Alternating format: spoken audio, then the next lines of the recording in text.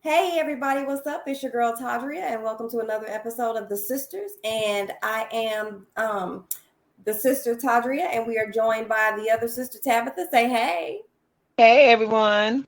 And as always, we got a good guest for you today.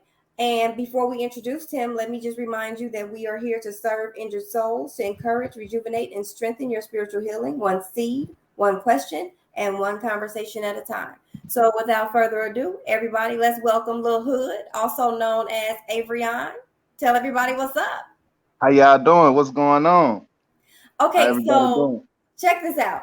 Before we get started with the questions and before we get started with anything, tell us about your name, your title. I am curious about that. How did you go from Avrion to Lil Hood?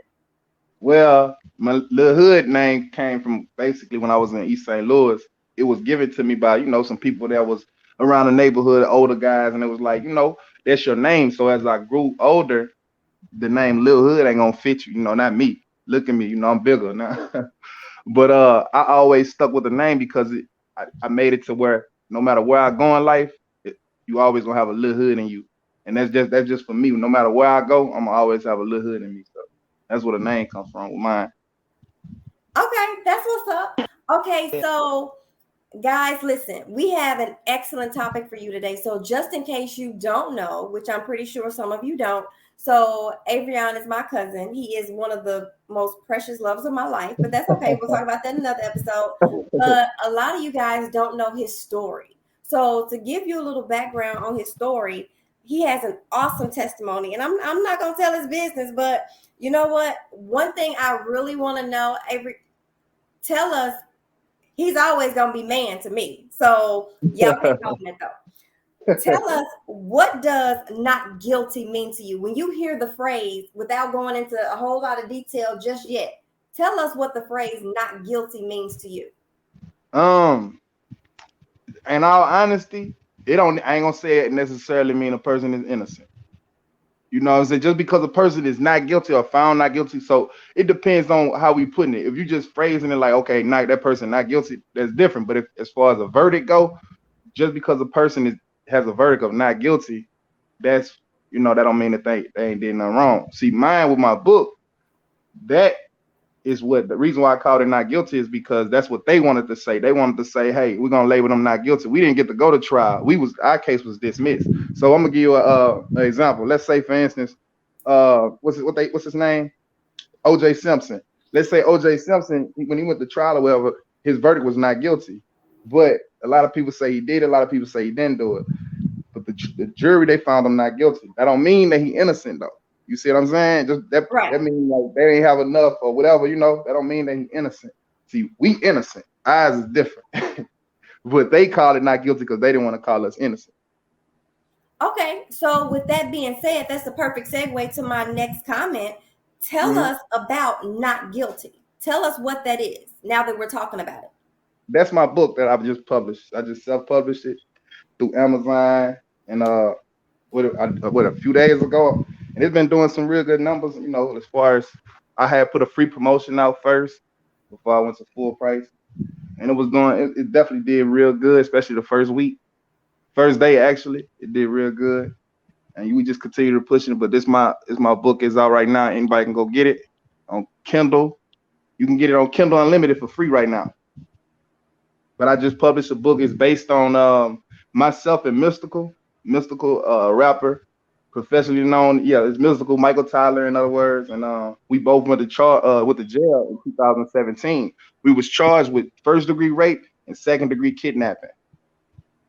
And we'll get into that, as we continue to talk. Well, actually, you can go ahead. Let's talk about it. Okay. So basically, just to summarize everything, because I don't want to take it from somebody getting the book. Uh, Basically, we was charged in 2017, and we ended up going to jail. We had to do about 2 years. So I got out in 2019. They didn't have enough evidence. They didn't have anything on me. Period. They just used me as a pawn, because they really wanted him.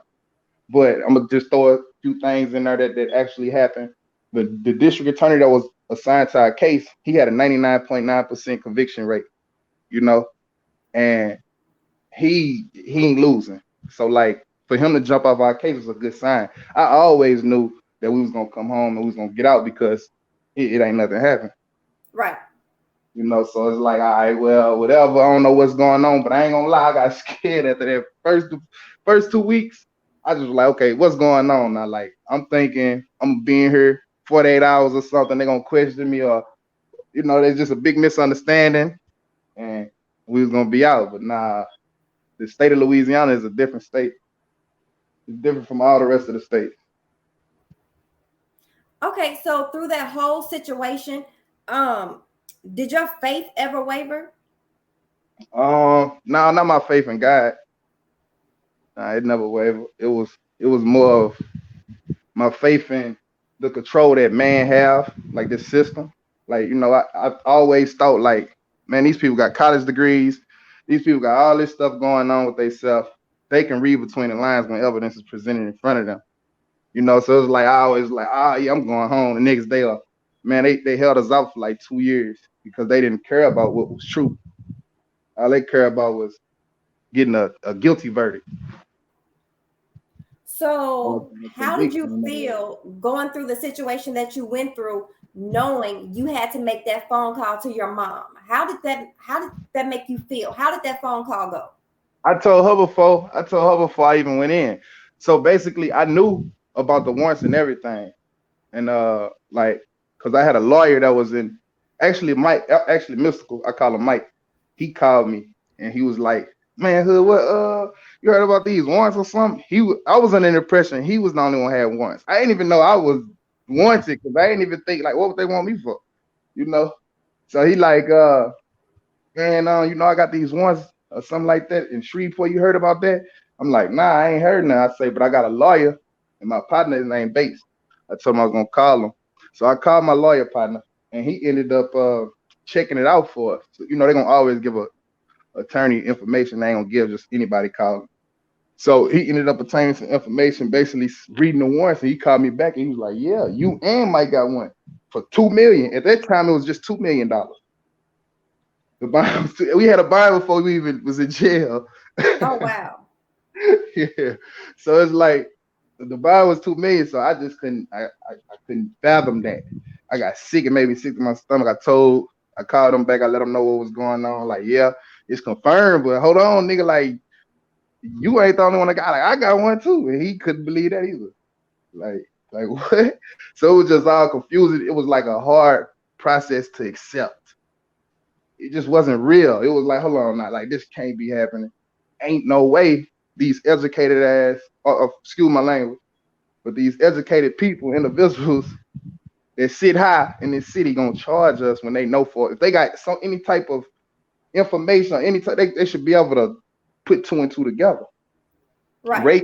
Rate kits, whatever, like So, all right, to keep the story on, I had already knew that I had a warrant before I went to jail, so I made that phone call to mom what's going on before I even before I even got arrested. So, what was her response to you? Can you talk about that? Yeah, she said, "Yo, you don't worry, it's gonna be how you coming home. You gonna get in and out of there, in and I out of there." promise, I love her.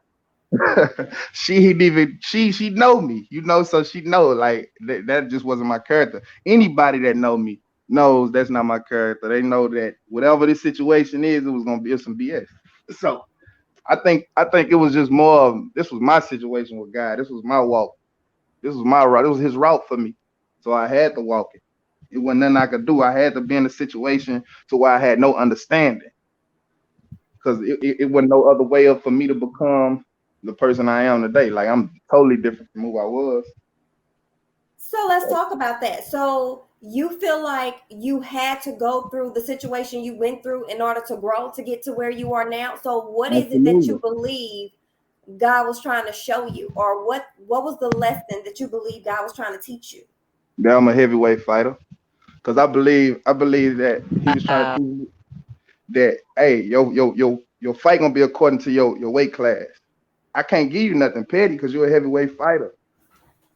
Your championship belt gonna be bigger than the rest. You almost made me run around this room. You know what? Yeah, for real. That's just the truth. That's the truth. That's what he was trying to teach me, and I wouldn't listen. I wouldn't listen no other way. It had to be that. It had to be this type of situation. Okay, so on your mother's faith alone, how much do you feel that has put you where you are today? I think my mama is the reason I'm still alive today. Help us Cause like understand that. she always told me about this story. She say something about uh, a lady being in the house and she ain't had no food, and she always pray, and she'll pray real loud about Jesus bringing her food. And so a guy came over there, and he came and he supposed to. I don't really know the story that well, so I'm just speaking to the best of my ability. So he came over to try to get her some food. Like, hey, I'm gonna get you some food. You know, like you ain't got no food in here while you praying to God. Like, and she just kept praying and kept screaming out saying, Jesus is gonna bring me son. I ain't tripping, you know. And so one day the dude ended up buying her a whole bunch of food and just left it on her doorstep. He rang the doorbell, and when she came out there, she got her food and she started screaming and praying. And she was like, yeah, see, Jesus brought me. Thank you, Jesus. Thank you for bringing me this. And he came over there. He said, hey, man, Jesus ain't bring you that. I brought you that.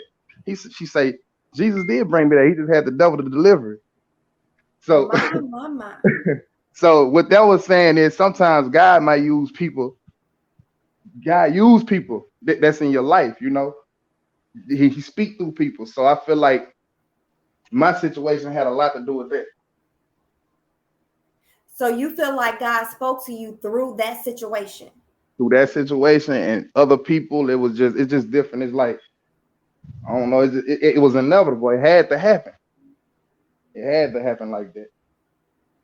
I remember vaguely you had a conversation with my mom, Mm-hmm. and you know she's known as the mean auntie, right? Yeah. And I He wasn't remember mean to me though. He wasn't mean to me. she was not. She was not. So I remember her talking about that conversation because I asked her, I was like, so I remember you telling me that he talked to you before he actually had gotten arrested. I said, how did you feel about that conversation and how did it go? And I don't know if you remember that conversation, but I mean, I don't want to overstep and tell your business, but I remember her telling me just a couple of days ago, she was like, he got real quiet and he was like, auntie, that's not me. Yeah.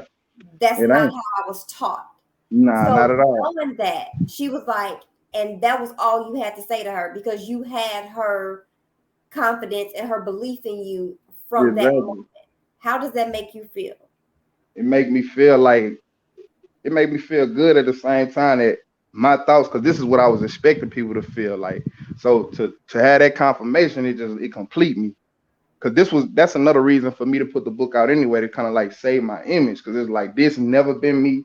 I never been thirsty for nobody. It's like everything, all those charges, it's just BS, you know. And it's like they gave us the harshest one just so they could try to work something down, and then they ended up getting beat. I'm talking about the harshest one. This one right here is like life without the possibility of parole, the mandatory life sentence.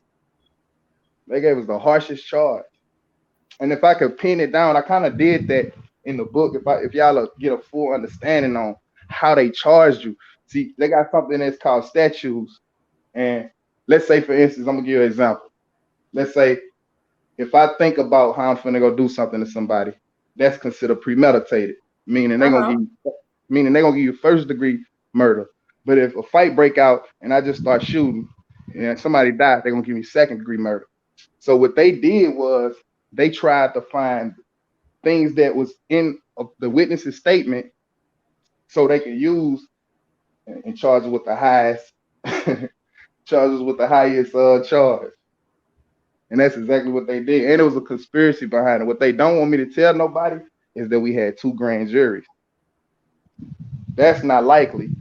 So basically, what a grand jury job is to determine if they got enough, if the state has enough evidence to pursue in a trial. Now, if this happens, that means you got an indictment. And we had that. We had an indictment. The grand juries found that the state had enough evidence to take us to trial. So that's what was happening. And then out of nowhere, another grand jury came. When does that happen? Right. Another grand jury came and said, hey, you know what? They don't have enough evidence. So what about all this time we just sat in here? You know, what about all the time we just sat because y'all made a mistake? Because a group of people, 13, 12 people, just said, yeah, y'all did it. Somebody else said no. And then we just gonna leave it alone. Just send them home. We just gonna sweep this under the rug. Like this never happened. But the whole media was blowing it up when we went in. Right. That's true. I remember that. But they don't want to talk So, about it when we come out. so with that being said, I know you said earlier that your faith in people wavered. Your Yeah. faith in God never wavered. So basically, your faith in God grew. Yeah, it did. I prayed more. I prayed more than I ever prayed in my life. Like honestly, I prayed more than I ever prayed in my life. I even practiced self-discipline, and the discipline has everything to do with praying and fasting. And I try to do all type of researches on certain things. I ain't gonna just say like I read the Bible, I do this. I do all type of research on things. So my studies be different. It ain't just me reading out of the word, the Bible or the Quran, or I do all type of studies. Amen. Yeah. So let me ask you this. So you have daughters. Hmm. And my question is, has this experience altered the way you choose to parent your daughters in any way, shape, or form? Nah, not at all. Not my daughters. I got my sons. Yeah, my How sons. so? Well, because my sons, they gotta understand that. I mean, because we got a culture that, let me see what I'm trying to say. We got a culture that praises being a player, you know, Uh-huh. having money, being having jewelry on, so being popular. We got a culture that glorifies that. So for us to have a culture that glorifies that, when you go to school, you don't want to be the person that the little girls that don't like or the little boys don't like. You gonna have to follow this culture because this is what the little girls see and this is who they got on their wall. You see what I'm saying? So now the boys gonna try to be what the little girls like. So I gotta get them prepared, prepared for what this world gonna offer you. Like if you get in trouble with somebody, you can't. It ain't cool to be a player. It ain't cool to be this type of person. The girl had a boyfriend that night. The girl had a boyfriend, but they told me, "Oh, we in an open relationship. We ain't tripping about nothing. Everything was good. She twerking, doing what she do." But guess what? After all this, look what happened. Right. That shit. If I had some sort of moral and understanding, I would never be trying to excite nobody to twerk or bring this person to this rapper because that person want to go. Because I understand this. Hold on, she belong to somebody. She entitled to someone. You see what I'm saying? But when we ain't got the daddy in the house, we mama's boys. When we ain't Right. got the daddies in the house, so yeah. To answer your question, it don't really change the way I parent my daughters, but it do it for my sons because they was already straight. The girls was already. I wasn't Right. having that before I went to jail. Right. Now, see, before I went to jail, if I had my sons, I probably would be trying to let them glorify that. Like I'd probably be having him dressed up a certain way and like me, and. But I don't want Right. that. I want him to be different. I don't want him to glorify being a player. I want him to glorify being a man. That's what's up. So Yeah. after all that you've been through, how do you feel now? I feel, I feel like it's still something missing. Really? Yeah, I Like still what? feel like, I just I feel like it's something missing. I feel like I'm halfway there. I ain't developed all the way yet. I still got some stuff to face. I still got some stuff to face. But I ain't the type of person that's gonna push it away. I'm in. When I look through that peephole and see it, though, come on, man, sit down. Okay, I'm adversary gonna ask you to sound. repeat what you said because you kind of faded out just a little bit. So come back up to your mic, and you said when you look through the peephole, what happened? I say when I look through the peephole of the door and I see my adversary coming, I open the door and invite him in. Go ahead. You don't sit down. I knew you was coming. I gotta face you. I ain't finna run from you and act like I ain't home. Let's get this over with. You just spoke a whole word right there. Now that'll preach. For real. That'll For real. preach. When you look through the peephole and see your adversary, you open the door. Listen. Yeah. Yeah, for sure. Come on, I That'll gotta preach face you. all by I itself. can't run. I can't run from you. I've been preparing. If I'm prepared, prayed up. That's what I've been doing. I've been getting closer to the man upstairs. I ain't gonna say the man upstairs. I'm getting closer to the man everywhere. You know what I'm saying? So when I open that door, I'm prepared. I ain't gonna be still. I ain't gonna run. I ain't gonna. Oh, it's coming. Now I gotta run away. Now I've been praying and preparing for this. Let's do it. So that's what I mean. And just like when something like that come your way, your blessing is gonna be according to your weight class too. So you gonna get a heavyweight blessing too. You see what I'm saying? You gonna get a heavyweight Listen, blessing too. You get a heavyweight my battle, you get God. a heavyweight blessing. Okay, Yeah. so do you have any advice for um young up and coming rappers, writers, young men? What advice would you have for them coming up? But I need you to come back up to your phone. You kind of faded back just a little bit towards the end. Oh, okay, can you hear me? Yes, that's better. So give it, you say to any young rappers or what else? Any young entrepreneur any young man that's coming up, what advice would you have for them to either prevent what you went through or to kind of get through it in the I event that learned, the situation may be the same? What advice would you have? I just keep it real with yourself and understand, qualify your surroundings. Understand that patience is patience before progress. Success is a process. You got to crawl before you walk. You got to jog before you run. Because if you start off sprinting first, you're gonna be the first one to stop. You know Ooh, what? For sure, for sure. I'm at a loss for words and I am rarely speechless. Mm-hmm. I am rarely speechless. So I am rarely speechless. Yep. Wow. Wow. So at this point, where do you go from here? Where do you see yourself going from here? I'm gonna continue doing the books. I'm gonna continue doing the music as well. I've been getting tuned in with a lot of different type of people that didn't even know that they had a story. And I hope that I ain't gonna say I hope. When this create the awareness that I wanted to create, then people gonna look at me as a author and they might search for another book. So the next book I bring out, they gotta top this one.